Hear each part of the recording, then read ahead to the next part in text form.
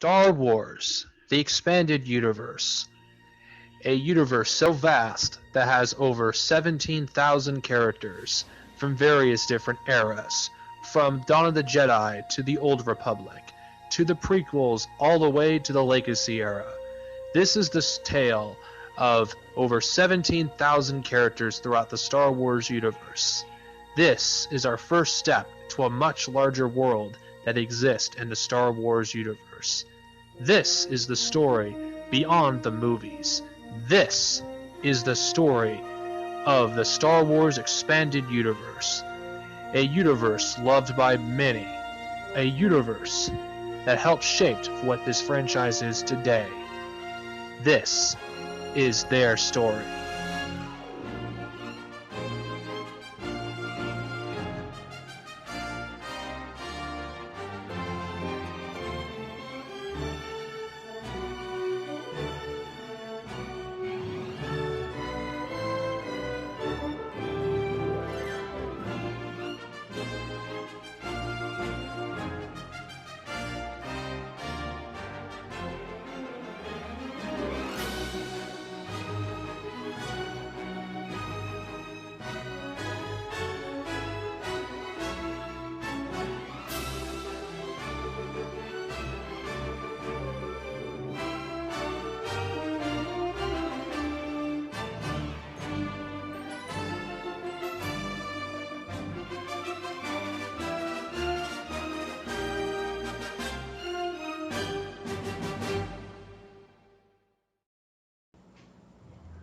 Hello, everyone, ladies and gentlemen. We're finally here. We're finally at the end. It was an interesting year for me. It really was. What kicked off my series was New Jedi Order. And the fact that this series is over for me, at least reading it, it gives me a chance to reflect and talk about the whole series as a whole. Don't worry, I'll talk about this book later in the video. I just figured this is my chance to talk about various different stuff throughout the series that I forgot to talk about or I glossed over when I reviewed it. So consider this the final review of New Jedi Order. I'll be reviewing the series plus this final book. But it's just, when I first began this series, I didn't know what to think of it at first. Honestly, I dreaded this series because it was long, it was 19 books, and I wasn't too fond of the idea of the Yuuzhan Vong. Honestly, I love them now, but at the time I started reading them, or before, I wasn't really fond of it. I was like, oh God, 19 books? Jesus Christ. Because at this point, the Bantam books were burning me out because I felt that it was stale. With an Imperial Warlord of the Week, and the stories just were predictable. Honestly. And I felt like New Jedi Order shook things up. And I felt like it did it right. I know a lot of people don't like the fact they killed Chewie or Anakin. But I felt like it served the story. Because when you have favorite characters die, it just shakes things up because you don't know what's going to happen to other characters that may be your favorite. And I felt like this series is when the expanded universe was at its best because I felt like it was the most creative. I felt like it utilized the characters from the expanded universe the best.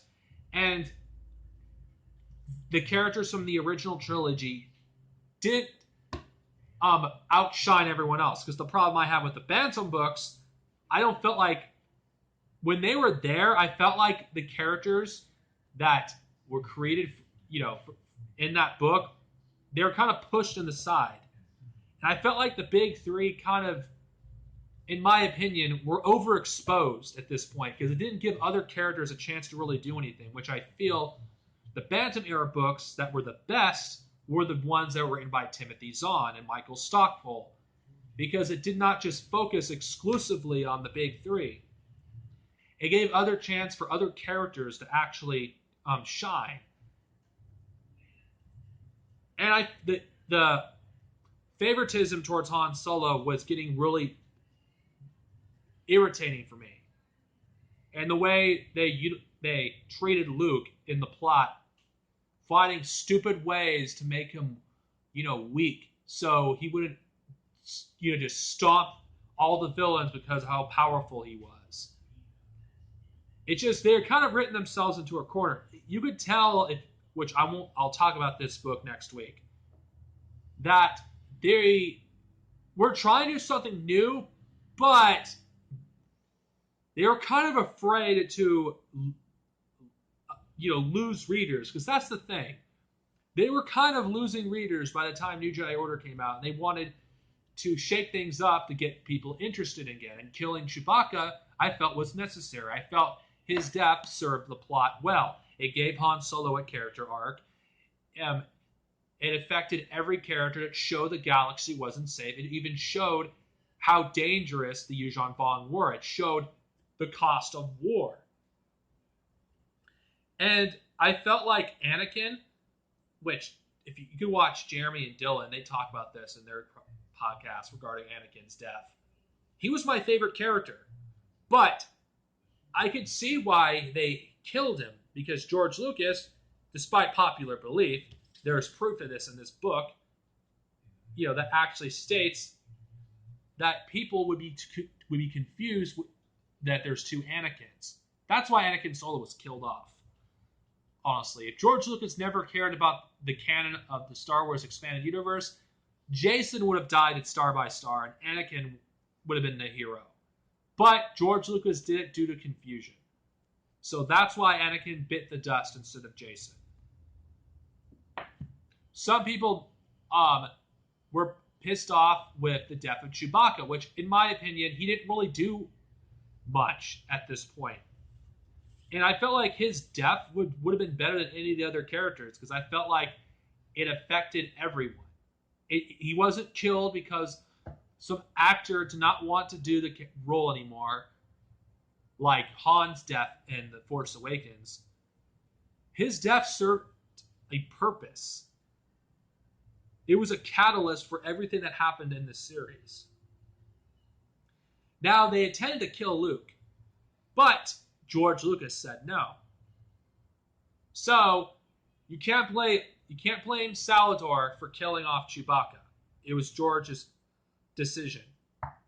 They didn't want to kill off Han, so they killed off Chewie. And I felt like it worked. Now, I felt that the Yuuzhan Vong were interesting characters. Noom Honor was a very interesting villain, honestly. One of my favorite villains in the Star Wars universe.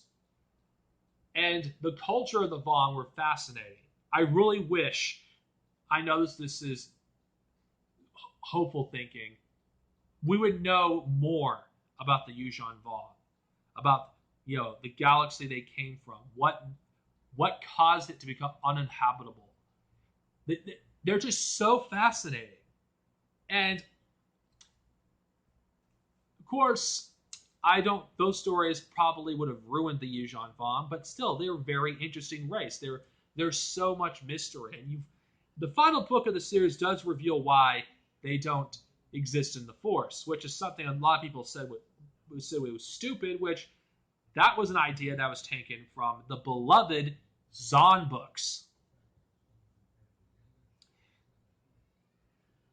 And another thing I felt was great about this series, unlike a certain Star Wars movie that I won't name, when the new characters, the Solo children, when they were center stage, they did not overshadow Luke, Han, and Leia or diminish all they accomplished in the original trilogy. Honestly. This was their story. This was their war. This is the conflict they had to deal with. And the reason I love this series, probably my favorite series in the Star Wars expanded universe, because it was so different from what is expected in Star Wars that, to be honest, this is what Star Wars should be. This series was a huge risk back in the day, because it wasn't guaranteed for people to stay on the series. after like 19 books. They was originally supposed to be 30. Thank God it was 19. It was a good thing that they did this because they breathed new life into the Star Wars expanded universe, the post Return of the Jedi era anyway, and it made it interesting again. Because in my opinion, it got stale by the time Zahn's Hanathron duology. It got really stale. Things needed to change in order for it to stay interesting. And that is what Star Wars is about. It's about moving forward, taking your chances creatively, and not cling to the past. And this is what this series does well. Not to mention, this era was a good opportunity to see the new Jedi Order in action, to see how they would deal with a galactic-wide threat, because these aren't the Jedi of old. These are the Jedi that Luke built in his order. And this was their first test to see if the galaxy truly needed the Jedi. And not to mention, there's a lot of things in this book series that I felt like I don't think any other series will ever tackle again. What it means to be a Jedi.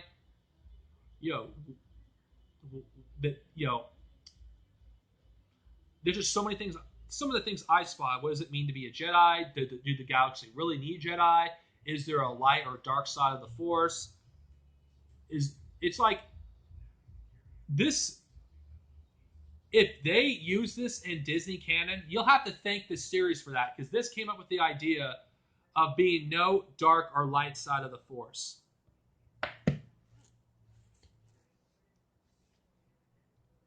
And it was a good ride. It was great.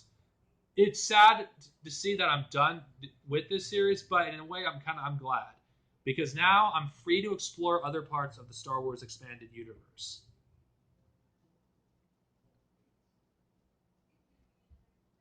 And the conflicts with I want to try not to leave any single thing unturned.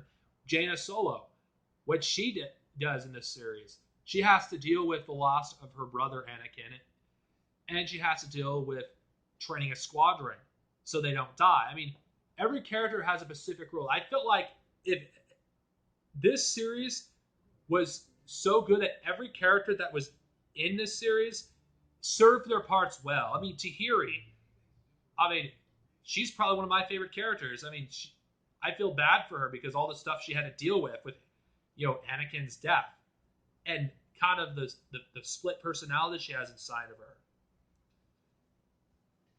It's just, there's so much about this series I think that's good, that whatever stuff that are negative, like in my opinion, I felt like this series should have been probably a few books shorter.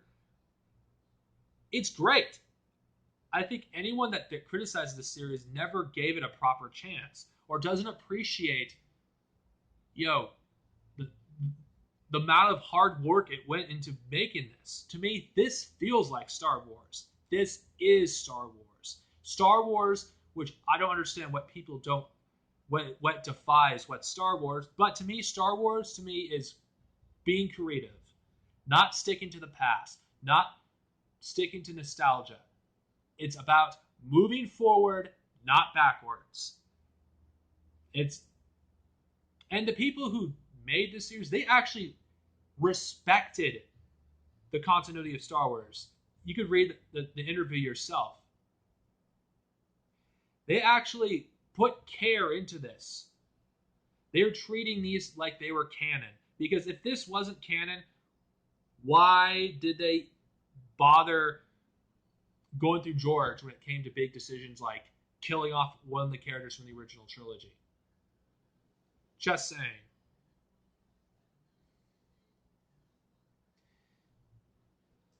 I do feel like if the expanded universe ended here, I would be content with that.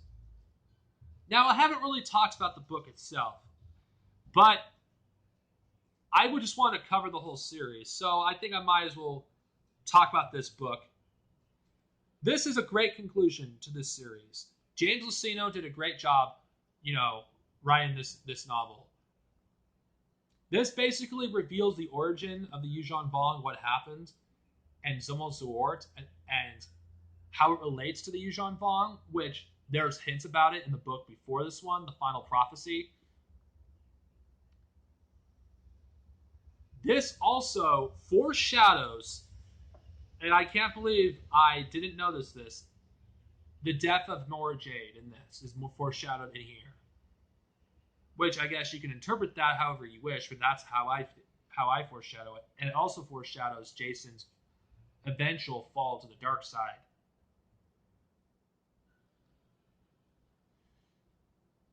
The final battle was really intense, and everything was at stake here. In how I imagine it in my mind you have to have an imagination. This is one of the most, if not the most intense battle ever in the Star Wars universe. And hell, the most intense war. 365 trillion beings died. That is fucking insane. To be honest with you, any war that would come after this would look like nothing.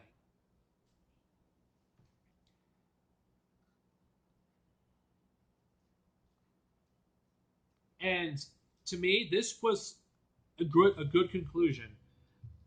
I'm sorry if I didn't talk about this book much, but I wanted to cover the whole series pretty much.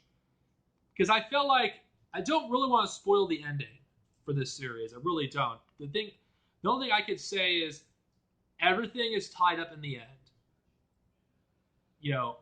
There isn't really any unanswered questions that I can think of in this series. And honestly, you know what?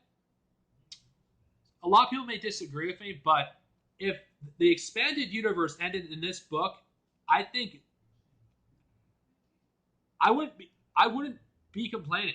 I actually would not mind that, because I felt like this would have been a good ending for the expanded universe. It really would have. I mean, I felt like this is where it peaked, in my opinion, in terms of being creative. And I felt like the enemy, the Yuuzhan Vong, were probably the most interesting, new enemy they could come up with. And not to mention, they weren't Force users. This was back, don't get me wrong, the Jedi versus Sith are my favorite part of the expanded universe. Before they started doing Jedi versus Sith. And a lot of the stuff in the EU after this was Jedi versus Sith. Some people would love it, others would not. And I could see some people's points, those who aren't big into the Jedi versus Sith, why they would not be into that. So some people may feel like this is where where things creatively end, because you have a lot of the same stuff, Jedi versus Sith, in comics and novels. And if you're a fan of the Jedi versus and Sith, I don't think that would bother you. But for me, I think the most interesting conflicts are the ones that don't involve the Sith, at least on a massive scale, in my opinion anyway. This is Darcenovia. Over and out. It was a pleasure talking about the new Jedi Order series. This book, you already know what I would give it. Masterpiece. What I would rank the new Jedi Order series? Well, classic. To me, it's a great series. Yes, it may be a little too long, but in my opinion, I wouldn't have it any other way. The new Jedi Order series is some of the best storytelling you're going to get in Star Wars. And if you were disappointed with The Force Awakens, if this is I don't even know why the hell you're watching this video if you have yet to read these books. But if you're disappointed in The Force Awakens and you don't like the next generation of characters, Kylo Ren and Rey, read New Jedi Order. It's a series that doesn't overshadow the original three, what they have accomplished at the Battle of Endor. It doesn't make it seem like the war with the rebellion was pointless. It doesn't.